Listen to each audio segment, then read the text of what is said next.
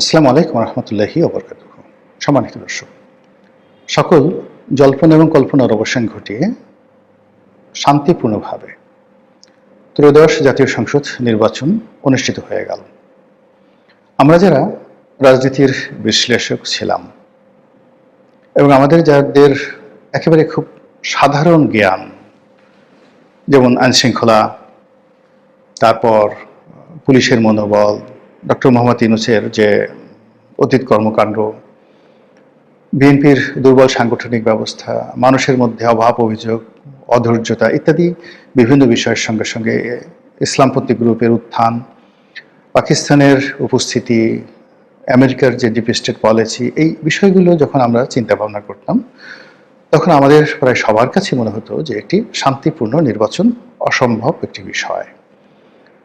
২ নম্বর হলো যে এই নির্বাচনে বিশৃঙ্খলা হতে পারে এবং এই নির্বাচনে ভোটার উপস্থিতি ভালো হবে না। ৩ নম্বর হলো যে আওয়ামী লীগ এখানে কী ধরনের আচরণ করে তার উপরে অনেক কিছু নির্ভর করে।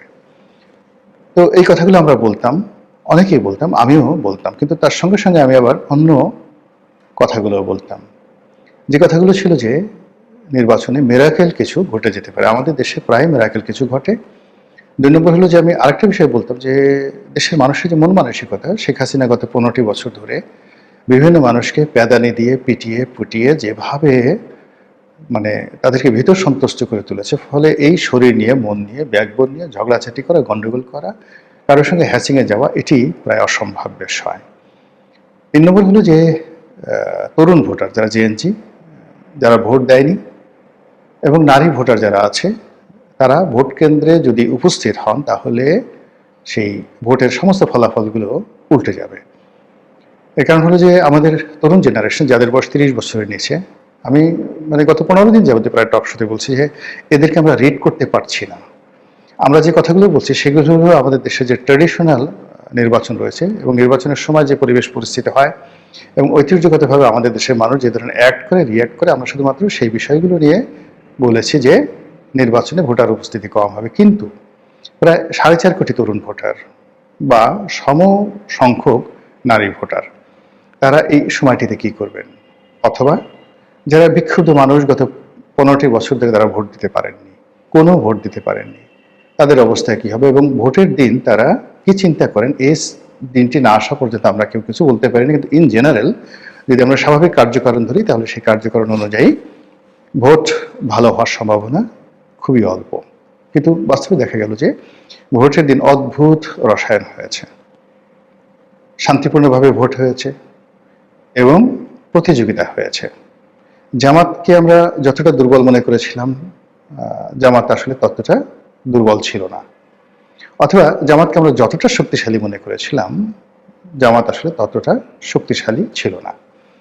অথবা বিএনপিকে আমরা মনে করেছিলাম তারা যেভাবে নাকে তেল দিয়ে ঘুমাচ্ছে বা নিজেদের বিজয়ের ব্যাপারে তারা একেবারে শতভাগ নিশ্চিত হয়ে তারা যেভাবে হেলে দুলে হাঁটছে, এই কথা আমরা যারা মনে করেছিলাম, কিন্তু বাস্তবে দেখা গেল যে প্রায় সব বিএনপি প্রার্থী দিন রাত ২৪ ঘন্টা পরিশ্রম করেছেন এবং তাদের সবারই একেবারে চেহারার সুরত নষ্ট হয়ে গেছে ক্রমাগত একেবারে বিনিদ্র রজনীর কারণে। এখন এই যে একটা সুন্দর নির্বাচন হয়ে গেল এবং আল্লাহ রাব্বুল আলামিন আমাদেরকে গণতন্ত্রের পথে উত্তরণের জন্য একটা পন্থা করে দিলেন।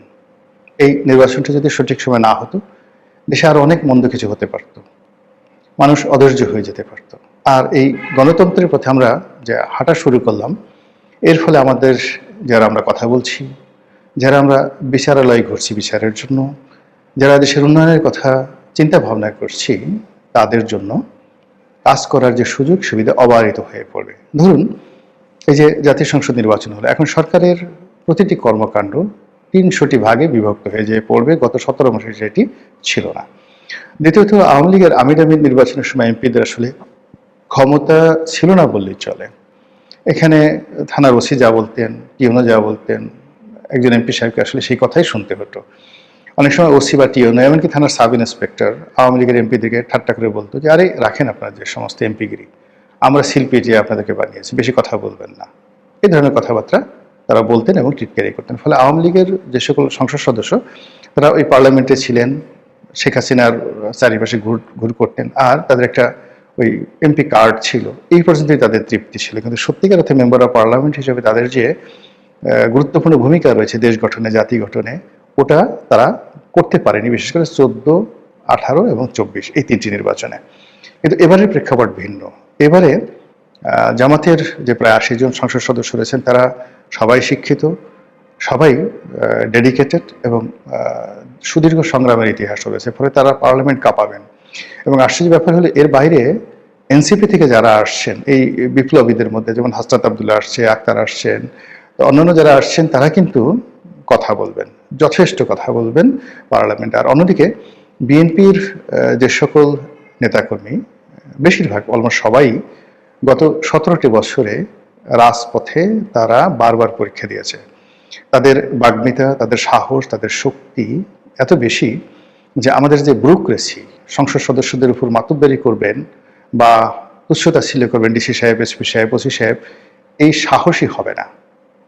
ফলে কি হলো, সরকারি কর্মকাণ্ডে কিন্তু গতি আসবে, জবাবদিহিতা বাড়বে এবং দেশের এই মুহূর্তে যে চলমান সমস্যাগুলো রয়েছে সেই সমস্যাগুলো থাকবে না যদি পলিসি লেভেলে, অর্থাৎ মন্ত্রিপরিষদ, পরিকল্পনা কমিশন, পরিকল্পনা মন্ত্রণালয় যেটা, তারা যদি খুব ভালো সিদ্ধান্ত নিতে পারেন, একনেকের বৈঠকগুলোতে যদি সঠিক সিদ্ধান্ত নেয়, সংসদীয় কমিটিগুলো যদি ভালো মতো অ্যাক্ট করে, তাহলে আমাদের এই মুহূর্তে যে স্থবিরতা আছে, বিভিন্ন ক্ষেত্রে যে স্থবিরতা আছে, সেই স্থবিরতাগুলো চলে যাবে। ফলে এটা ইতিবাচক।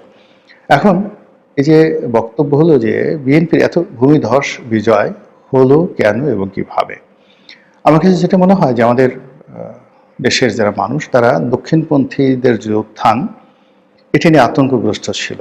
বিভিন্ন ধর্মীয় গোষ্ঠীর উত্থান সম্পর্কে তারা বেশ, যাকে বলা হয়, সন্দিহান ছিল, আতঙ্কগ্রস্ত ছিল, দ্বিধাগ্রস্ত ছিল। ফলে আপনি দেখবেন যে যে সকল উগ্র কথাবার্তা বলেন, যে সমস্ত লোকজন জোরে জোরে কথা বলেন এবং অনেকটা জঙ্গি জঙ্গি ভাব, তারা পুরো দেশকে যারা তালেবান বানিয়ে ফেলবেন, এরকম একটি লোকও কিন্তু এবার নির্বাচিত হয়নি। মোরালে সবাই কিন্তু গোহারা হেরেছেন।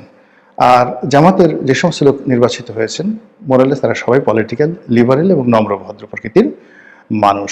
দ্বিতীয়ত হলো যেখানে একেবারে শেষ মুহূর্তে নারী নীতি নিয়ে বা নারীদেরকে নিয়ে যে সকল কথাবার্তা জামাতের পক্ষ থেকে বলা হয়েছে বা প্রচার করা হয়েছে, সেগুলো নারীদের মধ্যে ভীষণভাবে নেতিবাচক প্রতিক্রিয়া তৈরি করেছে। এবং যারা নারী সমাজ আছেন আমাদের, ডমিনেট করেন বিভিন্ন বিষয়, তো তারা এই নির্বাচনে কিন্তু ডমিনেট করেছে। এবং নির্বাচনের পরে অনেক মহিলাকে দেখলাম যারা খুব আধুনিক জীবনযাপন করেন, কর্মজীবী মহিলা, বড় বড় অফিস চালান, এনজিও চালান, টেলিভিশন চালান, মিডিয়া চালান।